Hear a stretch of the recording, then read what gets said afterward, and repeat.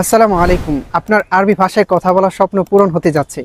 এখন থেকে আপনিও আরবিতে কথা বলতে পারবেন, পবিত্র কোরআনের ভাষা বুঝতে সক্ষম হবেন। কারণ আপনাকে একদম বেসিক লেভেল থেকে, একদম জিরো লেভেল থেকে আরবি ভাষা শেখাতেই শুরু করছি। জিরো থেকে আরবি ভাষা শেখার ফ্রি কোর্স।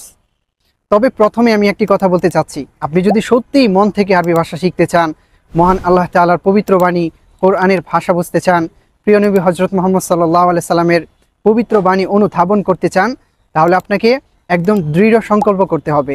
আপনাকে আপনার মাইন্ডসেট ক্লিয়ার করতে হবে যে যা কিছু হোক না কেন আমি অবশ্যই আরবি ভাষা শিখব।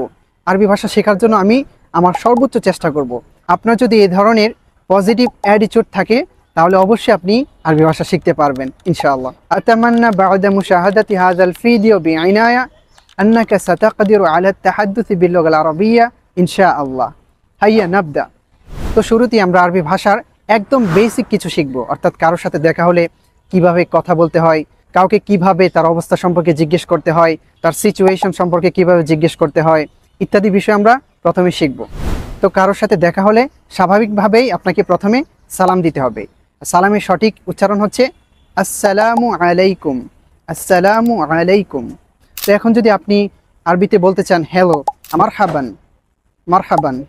এখন যদি আপনি কাউকে ওয়েলকাম বলতে চান তাহলে আপনাকে বলতে হবে আহলান ওয়া সাহলান, আহলান ওয়া সাহলান। আরবিতে যদি আপনি বলতে চান গুড মর্নিং তাহলে আপনাকে বলতে হবে সবাহাল খায়র, সবাহাল খায়র, সবাহাল খায়র। আর আপনি যদি বলতে চান শুভ সন্ধ্যা বা গুড ইভিনিং তাহলে আপনাকে বলতে হবে মাসা আল খায়র, মাসা আল খায়র। মাসা মানে হচ্ছে সন্ধ্যা আর সবাহ মানে হচ্ছে সকাল। এখন আপনি যদি কারো অবস্থা সম্পর্কে জিজ্ঞেস করতে চান যে ভাই আপনি কেমন আছেন, আপনার অবস্থা কি, আরবিতে আপনি বলতে পারেন কাইফা হালুকা, কাইফা হালুকা, কাইফা হালুক।